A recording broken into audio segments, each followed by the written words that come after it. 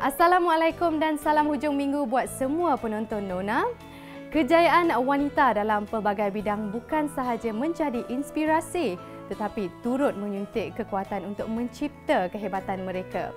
Berusahalah untuk menggalas peranan bagi membangunkan emosi dan menyantuni jiwa kaum hawa yang lain agar sama-sama dapat terus berdaya saing. Inilah semangat wanita luar biasa yang harus dicontohi. Terus setia bersama Nona kerana Nona inspirasi wanita buat semua. Menarik di Nona minggu ini. Terdetik dalam hati, apa salah akak? Apa salah suami? Dan apa salah anak akak? Memang tak boleh terima pada masa tu. Kata orang, sabar tu boleh. Tapi bagi seorang ibu yang melahirkan dia, memang perik. Kita menggunakan fabrik cantung silk dan bermain dengan detailing batu suara sikit. Pasar Gadong merupakan salah satu tempat untuk membeli belah seperti barangan makanan, buah-buahan, sayur-sayuran dan baju bandar. Jika anda sukakan ketenangan dan kedamaian ketika melancong, bolehlah berkunjung ke negara Brunei Darussalam.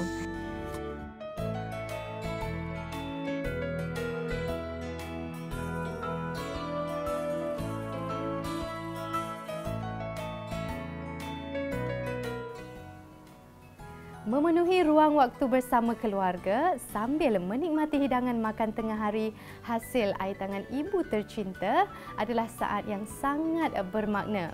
Namun jika sesekali mengubah selera dan mencipta menu yang berbeza, pasti menarik juga kan? Apa kata minggu ini Nona kongsikan satu resepi istimewa yang popular dari Berserah Pahang iaitu mi calong. Mira pun pertama kali tahu tentang masakan ini. Dan sajian ini sangat istimewa kerana berbola dan kuah mi calong semuanya diperbuat daripada ikan. Mira pasti ramai yang nak tahu jenis ikan apa yang enak untuk memasak hidangan ini kan? Bersama Syazlinda Osman dalam segmen Air Tangan. Mungkin masih ramai yang tidak pernah makan atau tahu mengenai mi calong.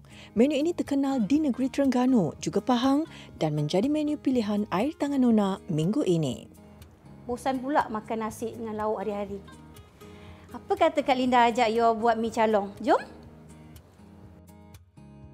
Bahan-bahan yang diperlukan adalah halia, cube pati ikan, bawang putih, bawang merah, sup bunjut, bunga lawang, cengkeh, serbuk lada hitam, kulit kayu manis, buah pelaga, ikan sardin, tepung ubi, telur, cuka, daun bawang, daun sup, cili padi, sos cili dan tahu goreng.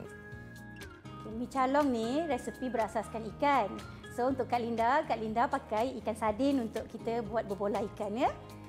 Kalau puan-puan nak pakai ikan tenggiri, ikan tongkol atau ikan selayang, apa-apa ikan lah pun boleh. Make sure bila kita asingkan isi ikan ni, tak nak ada tulang. Yang tulang-tulang ikan ni kita akan rebus untuk dapatkan stok ikan tu ya. Bila dah clear, sampai kita buat sampailah isi ikan ni jadi macam ni ya. Tak perlu air ya puan-puan. Kita letak sikit minyak.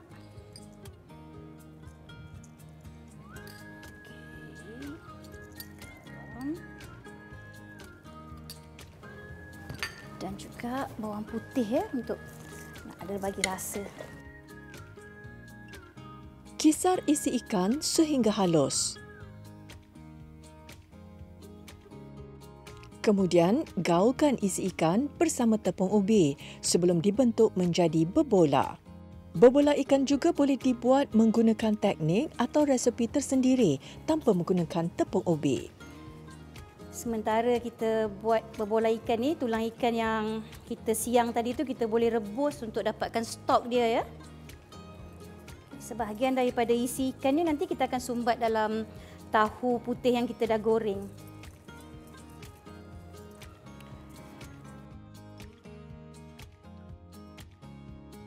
Potong tahu secara silang, kemudian sumbatkan isi ikan yang telah diuli bersama tepung ubi tadi. Okey, jadikan Dan macam ni nanti kita akan masukkan dia dalam sup stok ikan kita nanti. Kak Linda akan tumis dulu bahan kisar iaitu bawang merah, halia dan juga lada hitam ya.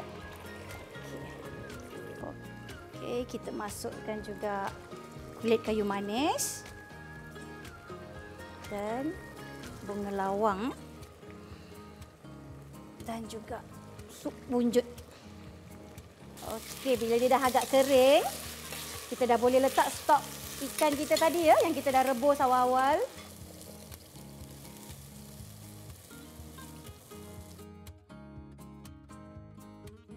Sup kita sampai mendidih macam ni, sampai memang bau sampai ke rumah jiran sebelah lah ni. Sup calong ni memang berasaskan ikan je ya. Daripada tulang ikan dia, isi ikan yang jadi berbola, kita rebus. Okey, masukkan tahu sumbat kita.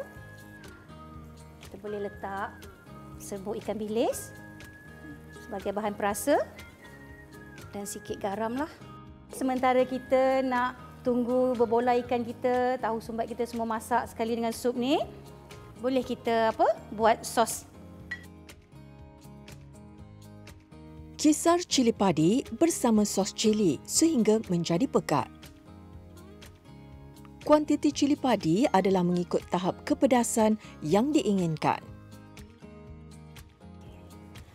Mi kuning ni kita celur dulu sikit sebelum kita nak hidang dia. Selain mi, bihun atau kuih tiaw juga boleh dihidangkan mengikut cita rasa masing-masing. Kita akan masukkan sup ya. Tahu sumbat kita dan juga berbola ikan dah. Kita boleh taburkan dengan daun bawang dan juga daun sup dan sedikit lada sulah. Sajian lebih lengkap dan enak jika dihidangkan bersama telur carak. Bagi mereka yang gemarkan masakan pedas, jangan lupa makan bersama sambal yang telah disediakan. Biasanya ikan orang buat laksa.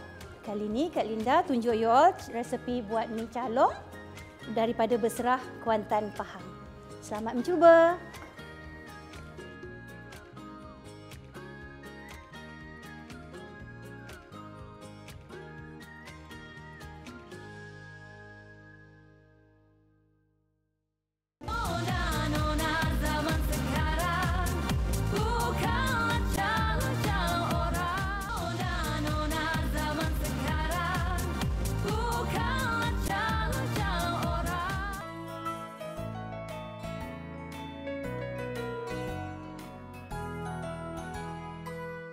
Lupus adalah penyakit yang terjadi kerana sistem kekebalan tubuh menyerang organ badan yang sihat. Lupus ada beberapa jenis dan yang sering dihidapi pesakit adalah Systemic Lupus Erythematosus atau SLE. Dalam keadaan yang normal, sistem imun seharusnya melindungi tubuh daripada serangan jangkitan virus atau bakteria. Namun ianya berbeza bagi pesakit lupus kerana serangan boleh berlaku ke atas badan sendiri sehingga mengakibatkan kerosakan pelbagai organ dan boleh membawa maut. Bagi Nurul Syahira Edmal Kamarul Bahrain, remaja yang baru berusia 15 tahun ini, semangat juangnya begitu tinggi dalam mendepani penyakit lupus ini biarpun dalam masa yang sama dia mengalami masalah usus. Ikuti kisah Nurul Syahira mendepani penyakit SLE ini dalam Survival. Terdetik dalam hati, apa salah akak? Apa salah suami? Dan apa salah anak akak? Jadi cikgu mati bercakap. Tapi saya boleh.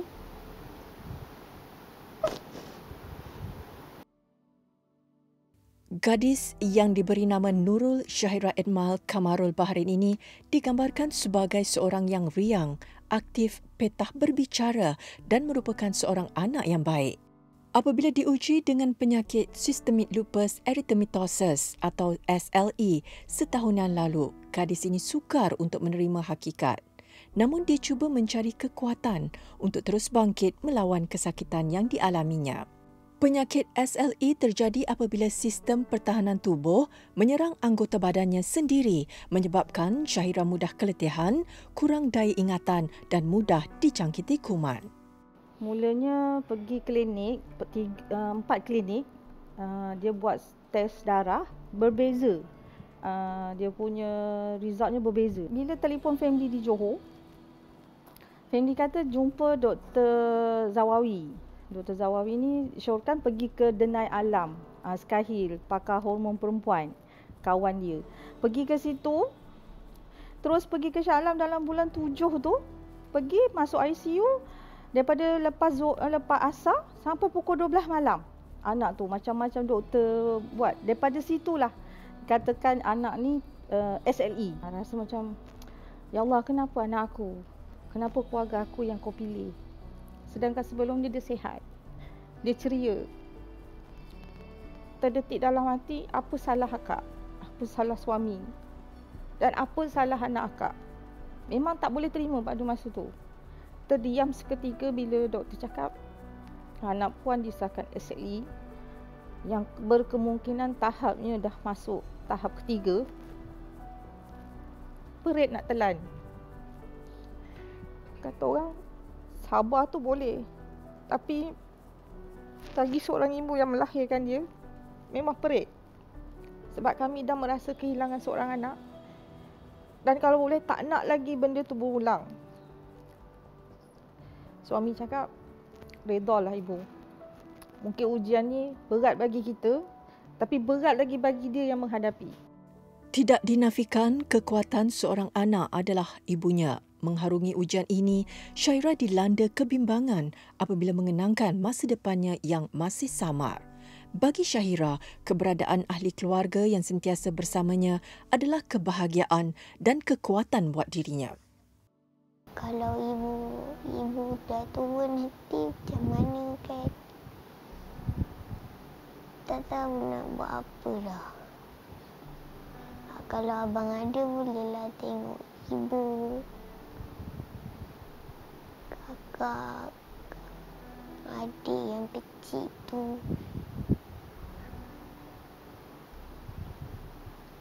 Tengok orang lain happy, kita pun nak happy juga, tapi tak boleh. Semakin hari, semakin ketara perubahan diri Syahira. Daripada seorang yang menceriakan suasana, kini memilih untuk bersendirian. Fizikalnya sempurna, namun apa yang bermain di fikirannya sering menjadi tanda tanya. Dulu dia seorang ceria, sekarang dia banyak pendiam. Dia banyak menyepikan diri daripada semua orang, termasuk ibu dia. Selalu perkataan yang keluar daripada mulut dia, ibu, kita susahkan ibu ke? Selalu perkataan tu keluar daripada mulut dia. Sejak pada itulah dia nampak memang macam seolah-olah macam dia rasa dia beban pada akak. Dalam usia yang masih muda, Syahira merasa jauh daripada rakan-rakan sebayanya. Dia juga takut untuk berhadapan dengan khalayak ramai. Namun kehadiran sahabat yang sentiasa memberikan dorongan dan semangat membuatkan dia terus cekal dan kuat. Nak cakap dengan orang pun rasa malu. Tak pernah nak fikir apa yang kita buat. Kawan-kawan pun cakap kalau nak buat satu kena fikir. Tapi saya tak boleh nak buat macam tu. Saya sedih sangat. Saya pergi Mekah. Nak berdoa dekat Allah. Bagi ibu saya sihat, ayah saya sihat, semua sihat. Berat mata memandang, berat lagi bahu yang memikul. Kesakitan yang dialami menyebabkan Syahira kemurungan. Gadis ini merasakan dirinya sebagai penghalang kepada kebahagiaan orang sekelilingnya. Akak perasan dia ada tanya, tak ada siapa ke yang datang tengok Kak Cik. Akak cakap kawan-kawan sibuk sekolah, Lagipun tak boleh masuk hospital bawah umur. Daripada situ dah nampak dia kurang nak bercakap. Bila akak tanya, dia banyakkan diam, tak berjawab. Nurse datang bagi ubat pun tak nak je dia makan. So dia dah mula meracau, cakap yang bukan-bukan. Tu dia cakap dia menyusahkan ibu. Ibu, kita minta maaf, kita menyusahkan ibu. Banyak kali cakap macam tu. Sampai satu masa dia jarum di tangan tu dia kopek. Dia nak cabut. Bertemu dengan pakar perunding rheumatologi, wartawan Nona mendapatkan penjelasan berkenaan situasi Syahira. Penyakit SLE ni sebenarnya adalah disebabkan badan punya sistem pertahanan badan menyerang badan sendiri. Tetapi dalam pesakit SLE ni, antibody pesakit dia macam terkeliru sikit. Dia dapat signal yang salah. So diingat badan sendiri tu adalah kuman, maka dia pergi menyerang badan sendiri. So adik Syahira dia dah kena dekat bahagian dia punya brain yang menyebabkan dulu kalau ada beritahu kat dia tu hari tu dia ada cakap mungkin ada sawan hari tu semua tu. So itu adalah salah satu spektrum penyakit SLE. Salah satu benda yang berlaku adalah kita punya brain pesakit boleh jadi macam kecut sikit. Tapi sebab dia muda, so it may recover lah. Dia agak keadaan dia agak teruk jugalah masa dia datang hari tu. So and then dia dah lama tak makan. So dia ada berat badan dah kurang gila dah masa tu. She was about 18 kilo masa tu. So pada waktu kerisauannya lain pula selain daripada kita nak selamatkan yang SLE tu. So bila kita bagi rawatan kita mengurangkan antibody badan kan, yang I kata jahat tu, kita kurangkan that antibody, maka at that point masa kita bagi ubat tu pun menyebabkan risiko dapat kuman juga. So kuman adalah sesuatu yang kita memang tak suka kena pesakit SLE. Banding dengan hari tu dengan sekarang, alhamdulillah dah makin elok sebab dia punya pemakanan pun dah elok, berat badan dia pun dah naik. Benda ni rare, macam tak berlaku selalu, orang ramai tak tahu, and masyarakat secara amnya kalau boleh supportlah patient-patient yang ada SLE ni, kalau boleh memahami, and orang lain be alert on SLE ni lah. Kasih ibu membawa ke syurga. Kebahagiaan dan kesejahteraan anak-anak sudah pasti menjadi keutamaan insan yang bergelar ibu. Begitulah harapan Syahrizatul Sawal yang tetap mendoakan anaknya pulih seperti sedia kala dan memiliki masa depan yang cerah untuk dilalui. Sebagai seorang ibu, akak nak dia sihat. Akak nak dia jaga diri dia sebaik mungkin. Macam mana sebelum ni dia boleh jaga diri dia, akak nak macam tu. Akak nak dia tak payah pakai pampers lagi. Akak nak dia berjalan tak payah pakai wheelchair.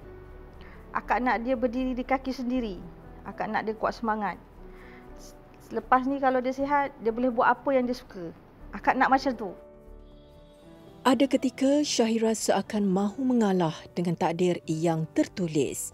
Namun kasih sayang dan semangat yang diberikan ahli keluarga juga sahabatnya menjadi kekuatan untuk dia menempuh ujian ini. Semoga Nurul Syahira Edma dapat meneruskan kehidupan ini dengan penuh kecekalan.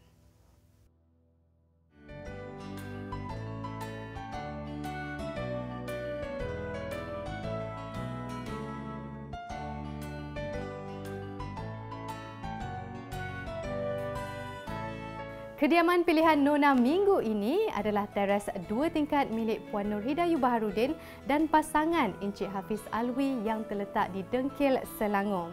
Apa yang menarik tentang dekorasi kediaman ini adalah terdapat beberapa ruang dinding yang dihias cantik hasil sentuhan peribadi kedua pasangan. Walaupun luas kediaman hanya 20 x 65 kaki persegi, suasana rumah tampak luas kerana pemiliknya bijak mengolah kedudukan perabot dan aksesori dekorasi yang memberi kesan lebih minimalis. Membawakan konsep klasik moden, elemen warna kayu dan hitam mendominasi beberapa kawasan seperti ruang tamu kedua. Rekaan dindingnya dihasilkan sendiri pasangan ini. Ruang makan juga dihias dengan cermin dinding untuk mendapatkan ilusi yang lebih luas. Menjengah ke bahagian dapur pula, pemiliknya sekali lagi memilih rona hitam untuk memberi mood yang elegan.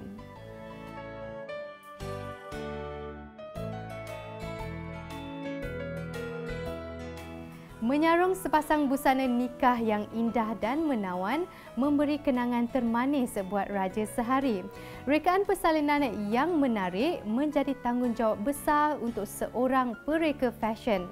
Arun Saiful antara jenama yang sering tampil dengan koleksi busana pengantin yang mementingkan pemilihan fabrik, perincian dan tema rekaannya demi keselesaan pelanggan. Tahun ini mereka tampil dengan membawa konsep moden klasik yang menggabungkan gaya rekaan ala Inggeris dengan cita rasa Melayu moden untuk menyelahkan sisi elegan mempelai. Segmen Trend membawakan koleksi busana Raja Sehari daripada Arun Saiful.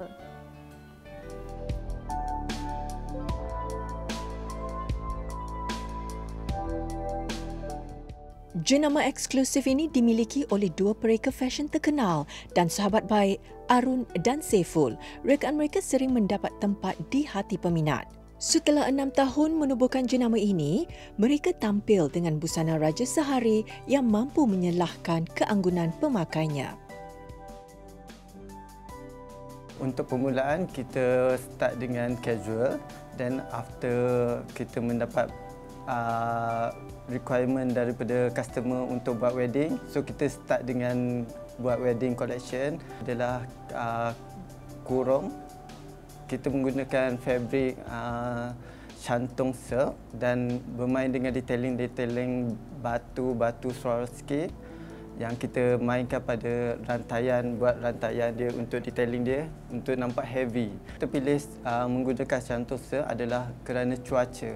Macam kita tahu cuaca kat Malaysia kan agak panas, so untuk Shantung silk adalah fabrik yang sesuai untuk kita buat untuk nikah. Mengambil inspirasi dari zaman Renaissance yang memberi gambaran golongan wanita elit dan mewah, koleksi kali ini bermain dengan taburan batu Swarovski yang diperindahkan secara minimalis dan ia sesuai bagi potongan kurung moden. Untuk desain yang kedua, kita bermain dengan fabrik chiffon dan fabrik netting. Netting yang kita gunakan adalah netting polka dot netting. So untuk desain tersebut kita more to feminine look. So kita main dengan perincian-perincian puff sleeve and detailing dia bunga-bunga 3D flowers and beading. Penggunaan fabrik netting tu sendiri, macam kita tahu dekat overseas, fabrik netting polka dot adalah yang tengah trend sekarang. So kita combinekan dua elemen ni untuk menjadikan signature Arun Saiful. Okey, untuk dress yang floral lace tersebut, lace tu apabila kami buat rekaan tersebut, kami terfikir seorang wanita yang dilingkari oleh bunga-bunga di badannya. Tetapi kami buat dalam keadaan yang sangat modest dan sopan, di mana kami terfikir it's always about the wedding. Tetapi dari segi bentuk dan pakaian dan perletakan lace itu boleh membuatkan seorang wanita itu tampak anggun apabila mereka memakai dress tersebut. Dilingkari corak bermotifkan flora pada bahagian badan mampu menyelahkan sisi feminin pemakai. Teknik draping yang diinspirasikan daripada gaya Romini menambahkan keunikan elemen Inggeris yang ditampilkan. Okey, untuk dress kita yang net tu, kebanyakannya kita memilih net dan juga chiffon silk kerana kita tahu bila datang net kita selalu buat veil, and then kita selalu buat bahagian tangan sebagai dia nampak sedikit orang kata apa see through. Jadi kita gunakan elemen net ni untuk membuat draping, di mana draping kita selalu pakai draping bermaksud kita membuat macam dia nampak flow dan seperti tersebut. Kita terfikir why not kita main lingkaran dengan tool tu. Kalau kita ikutkan abaya tersebut, kita memainkan perincian yang agak berat di bahagian dada, tetapi perincian yang sangat halus di bahagian hujung-hujung tangan dan bawah-bawah abaya tersebut. Tapi kami percaya baju abaya nikah tersebut adalah sesuai di waktu malam, di mana ketika kita dalam hotel, kita mempunyai spotlight, kita ada focus point. Rekaan bahagian kollarnya diilhamkan daripada gaya golongan bangsawan Inggeris. Abaya ini membawakan siluet yang ringkas tanpa perincian yang sarat. Bagi peminat busana tradisi, rekaan ini sesuai digayakan bakal pengantin. Penggunaan material songkit dan perincian yang sarat dengan sulaman mampu menyelahkan keanggunan Raja Sehari.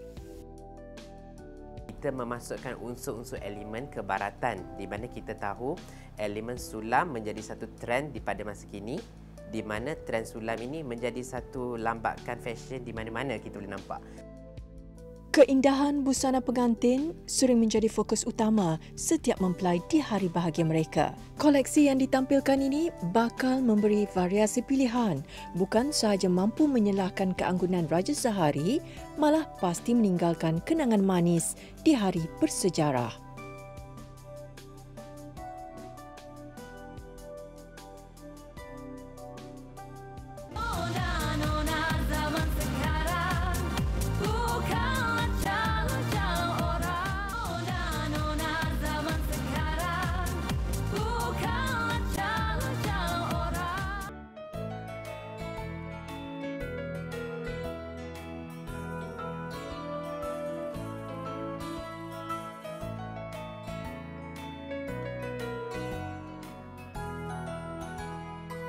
Penataan ruang bagi sesebuah rumah bukan tertumpu di bahagian dekorasi dalaman sahaja. Keindahan landscape turut memberi kesan dan menaikkan seri kediaman. Minggu ini, Nona membawakan antara inspirasi laman yang menarik serta memberi ilham kepada pecinta seni landscape. Memilih gabungan konsep Scandinavian dan minimalis, lamannya dihiasi tanaman pohon Draco dan fiddlefic untuk menerbitkan ketenangan. Elemen kayu pada perabot laman juga deretan pasu putih dan tempayan hitam menguatkan lagi tema konsepnya. Nona bersama pemilik kediaman Puan Nur Zaliha Osman yang sentiasa mementingkan kehijauan. Memiliki halaman rumah yang tenang dengan sentuhan landscape yang cantik merupakan impian setiap penghuninya. Susun atur tanaman dan pemilihan pokok yang sesuai menjadi aspek penting untuk keceriaan halaman. Bagi Nur Zaliha Osman, halaman yang indah adalah halaman yang dihiasi tanaman yang ringkas dan tidak berlebihan. Untuk tema konsep laman di kediaman saya ni, saya buat minimalis yang simple. Bertemakan ada sedikit Scandinavian lah. Okey, biasanya konsep laman ni saya buat sendiri. Tak adalah saya dapatkan perkhidmatan pada pakar-pakar ke. Cuma pemilihan pokok tu je lah yang nursery banyak membantu saya, pokok mana yang sesuai. Saya hanya inform kat dia saya nak jenis macam mana. So dia akan cari kat kebun-kebun and then dia akan WhatsApp je kat saya pilih je tu. Dia orang akan datang, tanam semua. So kalau tanya pasal taman saya ni, kebanyakannya saya dapat idea daripada media sosial. Dekat media sosial, saya join ada grup lah, grup berkebun daripada rumah, bertaman apa semua saya join. And then dia orang kat grup tu memang selalu upload lah gambar-gambar bunga, pokok bunga dia orang kat rumah. So yang mana satu berkenan tu, saya tiru je lah idea dia orang.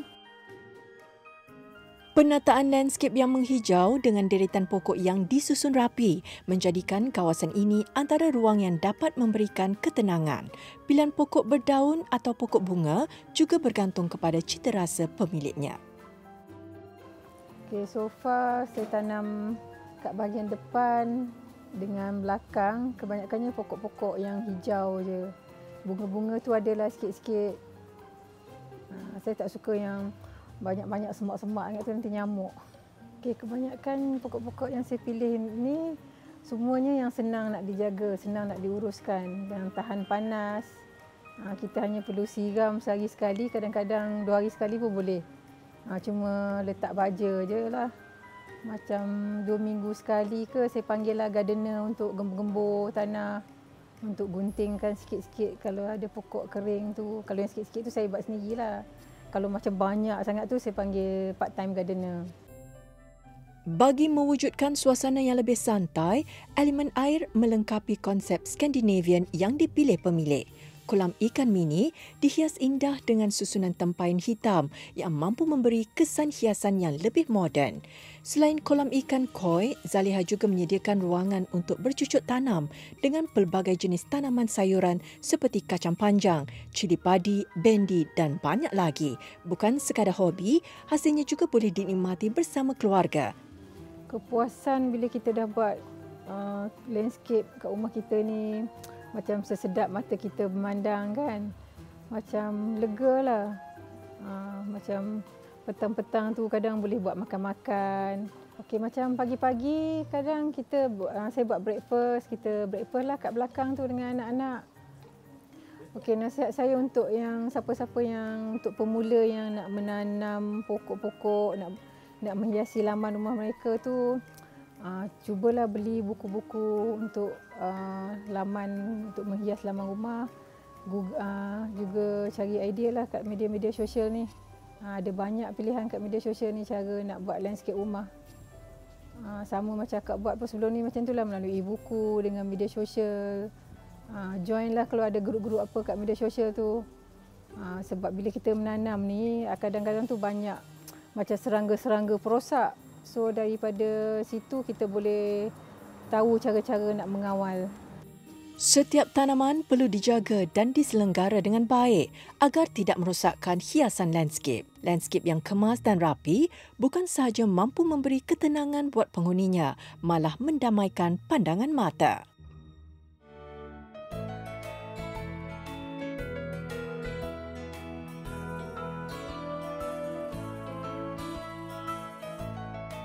Terletak di sebelah utara Pulau Borneo, Brunei Darussalam merupakan sebuah negara kecil yang kaya dengan sumber minyak dan gas.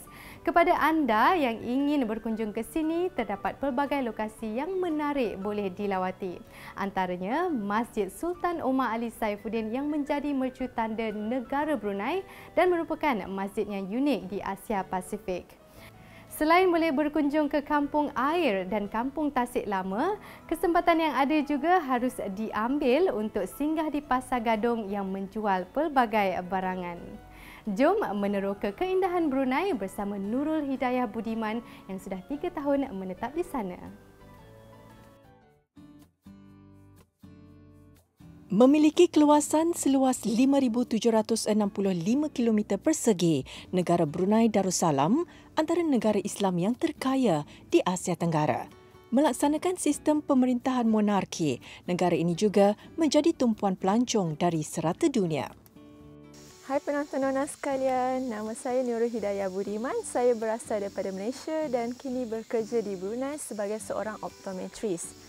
Saya berada di negara Islam ini telah pun masuk tahun ketiga pada tahun ini kerana saya mula menjejakkan kaki di sini pada sekitar tahun 2019. Walaupun negara Brunei merupakan sebuah negara yang kecil, tetapi banyak tempat menarik yang boleh kita kunjungi. Masjid Sultan Omar Ali Saifuddin yang terletak di Bandar Seri Begawan iaitu ibu kota Brunei Darussalam merupakan salah satu mercu tanda negara Brunei. Kehadiran Masjid Sultan Omar Ali Saifuddin melambangkan kemegahan dan kejayaan Islam yang telah menjadi agama rasmi di negara ini. Masjid yang dinamakan bersempena Sultan Brunei yang ke-28 ini siap dibina pada 1958 dan struktur binaannya tersergam indah. Di samping itu juga, masjid ini dibangun di atas kolam buatan di tepi Sungai Brunei di Kampung Air. Di sini juga terdapat sebuah jambatan yang menuju ke arah perahu Mahligai, kerajaan milik Sultan Bolkiah yang memerintah pada abad ke-16. Sebelahan dengan masjid ini, terdapat sebuah taman di mana pengunjung boleh melakukan aktiviti riadah seperti jogging, basikal dan menaiki beca yang berada di situ. Bagi anda yang gemar membeli belah, Pasar Gadong boleh dijadikan lokasi pilihan untuk menikmati pelbagai jenis makanan dan barangan keperluan harian. Pasar Gadong merupakan salah satu tempat untuk membeli belah seperti barangan makanan, buah-buahan, sayur-sayuran dan baju bandar. Menariknya pasar malam di Brunei ini, pasarnya berada di dalam bangunan. Jadi, tidak kisahlah panas atau hujan, pengunjung boleh membeli belah dengan tenang tanpa menghiraukan keadaan cuaca di luar. Selain itu juga, makanan dan barangan yang dijual di pasar ini sangat murah dan harganya berpatutan. Makanan yang dijual juga sangat sedap dan digemari ramai. Salah satu makanan yang unik di Brunei ini adalah nasi katok. Nasi katok merupakan pilihan kegemaran rakyat Brunei. Jika di Malaysia terkenal dengan nasi lemak, negara Brunei pula terkenal dengan nasi katok.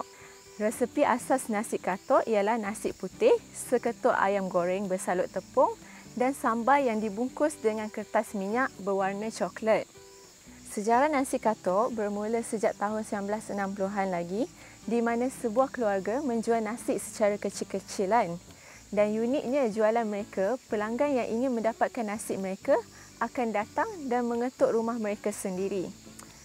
Maka di sini bermulalah nama nasi katok, iaitu ketuk pintu atau dalam bahasa Melayu Brunei, katok. Bagi pengunjung yang gemar melakukan aktiviti riadah pula, anda bolehlah singgah sebentar di Taman Rekreasi Tasik Lama. Taman rekreasi ini merupakan taman yang dibina dengan indah dan terdapat air terjun semula jadi di dalamnya. Antara aktiviti yang dapat dilakukan di sini termasuklah berjoging, berjalan kaki, hiking dan menikmati keindahan alam semula jadi. Selain itu, pada setiap pagi, pengunjung juga boleh ikut serta aktiviti tai chi ataupun senam aerobik yang dilakukan oleh sekumpulan anti-anti dan uncle-uncle di sini, di mana aktiviti ini dapat mengurangkan tekanan, meningkatkan mood seseorang dan mengurangkan berat badan.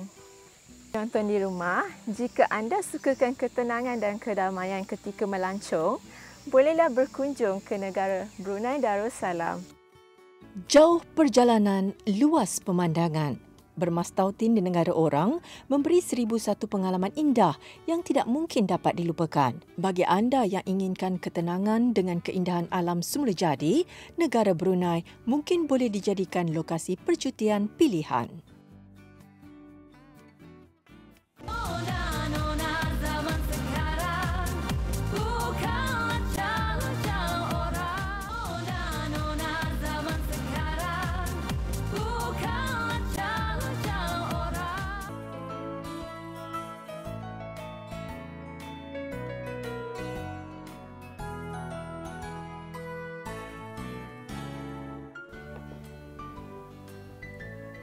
Kepakarannya dalam dunia bakery sememangnya tidak dapat dinafikan lagi. Berpengalaman lebih 20 tahun, Chef Siti Mastura Alwi antara chef yang popular di Singapura. Berpeluang mengadakan kelas demo masakan di ibu kota baru-baru ini, chef selebriti ini berkongsi tip dan petua membuat kek muffin cempedak, juga kuih tradisional kuih Seri Muka untuk peminat dunia masakan. Mula mendalami dunia kulineri ketika menginjak usia 20-an, Chef Mastura Alwi yang berasal dari Singapura ini mengambil kesempatan bertemu pengikutnya di Malaysia sambil berkongsi pengalaman dalam bidang bakery. Saya mula kembali aktif untuk mengajar kerana beberapa tahun yang dahulu saya memang mengajar kat sini selama 6 tahun di Taman Tun, daerah kawasan Taman Tun. So lepas COVID kan, lepas tu saya berhenti sekejap dan baru hari ini saya bermula lagi berkecimpung untuk mengajar kembali semula. Kelas demo masakan yang berlangsung selama 3 jam ini memberi pelbagai ilmu bermanfaat kepada mereka yang berminat. Akak dapat ilmu baru, mana kadang dulu kita punya waktu zaman akak tu kita punya belajar tu tak sama metod dia lah kan. Contohnya macam kuih Melayu, kita dulu kan terus taruh santan yang cair kan, so bila tu agak rumit kan, kadang dia punya pulut pun kadang tak sekata.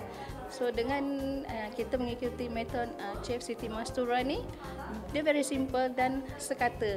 Supaya saya mendapat lebih pengetahuan untuk memperbaiki kesilapan yang lalu dalam bidang baking, supaya saya lebih maju di dalam bidang baking ini dalam pembuatan kek dan pastry. Selain berkongsi teknik penyediaan kuih tradisional yang mudah, pengalaman chef selebriti ini juga boleh menjadi inspirasi kepada yang hadir.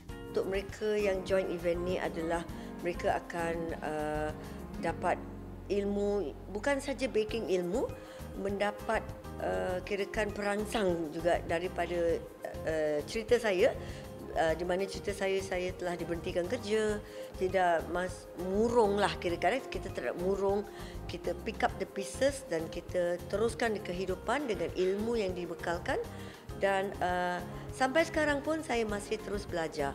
Pelajaran ni tak ada berhenti.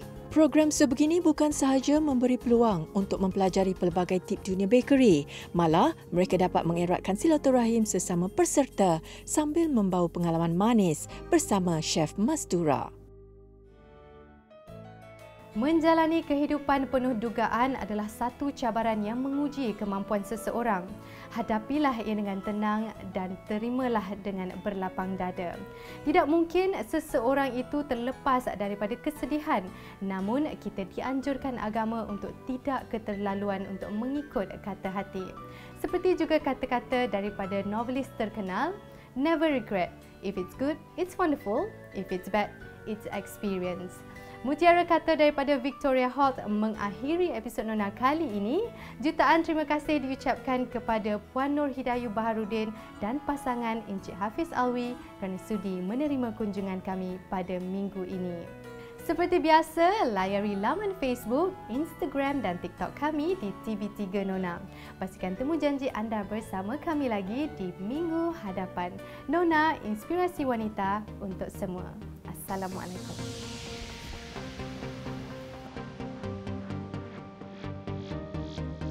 Sri Kandi masa kini yang bekerja ya juga ibu dan istri, cabaran di tangan